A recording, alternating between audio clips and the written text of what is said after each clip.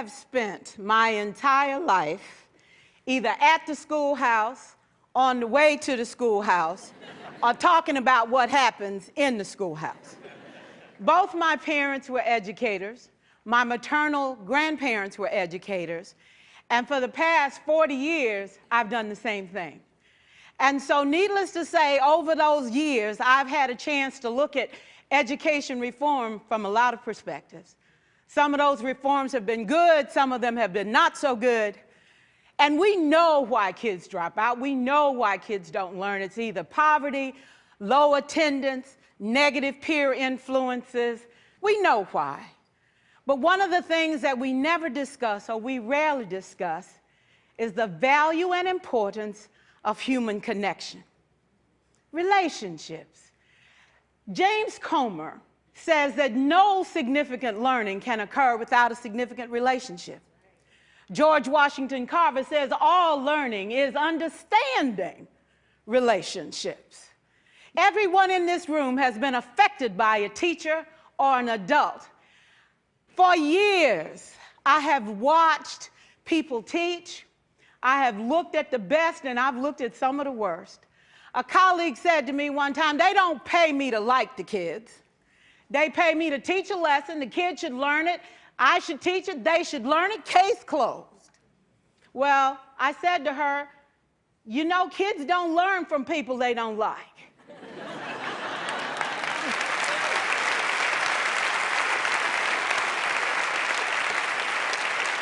She said, that's just a bunch of hooey.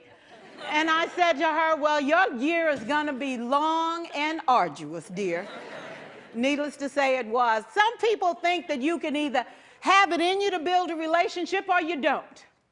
I think Stephen Covey had the right idea. He said you ought to just throw in a few simple things, like seeking first to understand as opposed to being understood.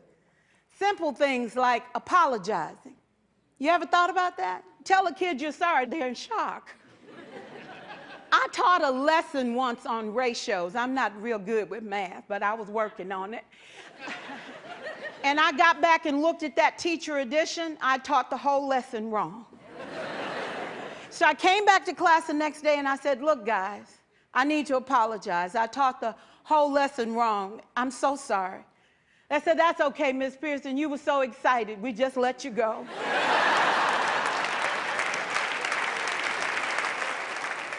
I have had classes that were so low, so academically deficient that I cried. I wondered, how am I going to take this group in 9 months from where they are to where they need to be? And it was difficult. It was awfully hard. How do I raise the self-esteem of a child and his academic achievement at the same time? One year I came up with a bright idea. I told all my students, you were chosen to be in my class. Because I am the best teacher and you are the best students, they put us all together so we could show everybody else how to do it. One of the students said, really? I said, really? We have to show the other classes how to do it. So when we walk down the hall, people will notice us. So you can't make noise, you just have to strut. And I gave him a saying to say, I am somebody. I was somebody when I came. I'll be a better somebody when I leave. I am powerful and I am strong. I deserve the education that I get here. I have things to do, people to impress, and places to go. And they said, yeah. You say it long enough, it starts to be a part of you. And so,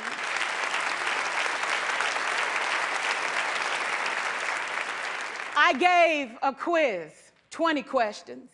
Student missed 18. I put a +2 on this paper and a big smiley face. He said, Miss Pierson, is this an F? I said, yes.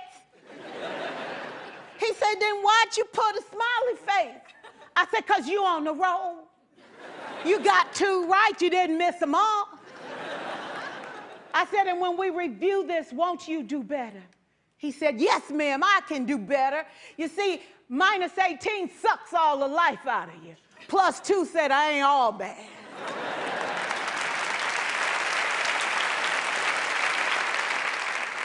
4 years, I watched my mother take the time at recess to review, go on home visits in the afternoon, buy combs and brushes and peanut butter and crackers to put in her desk drawer for kids that needed to eat, and a washcloth and some soap for the kids who didn't smell so good. See, it's hard to teach kids who stink.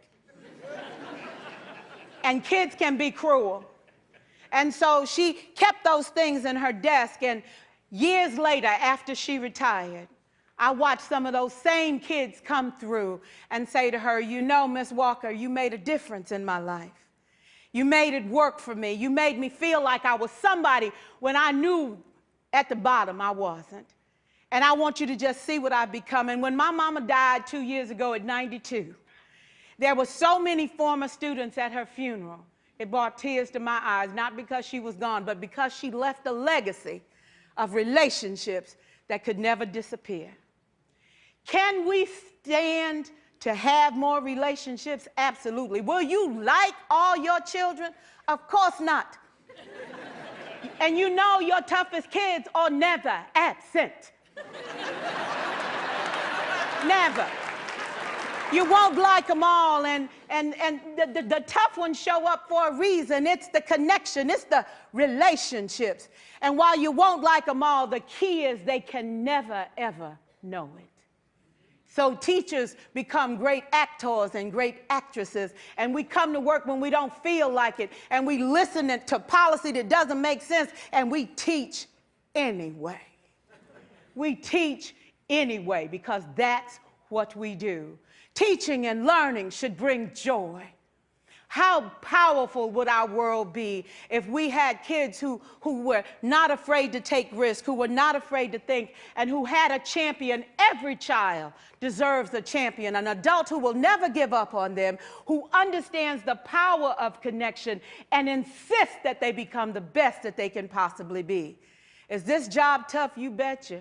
Oh God, you betcha. But it is not impossible. We can do this. We're educators. We're born to make a difference. Thank you so much.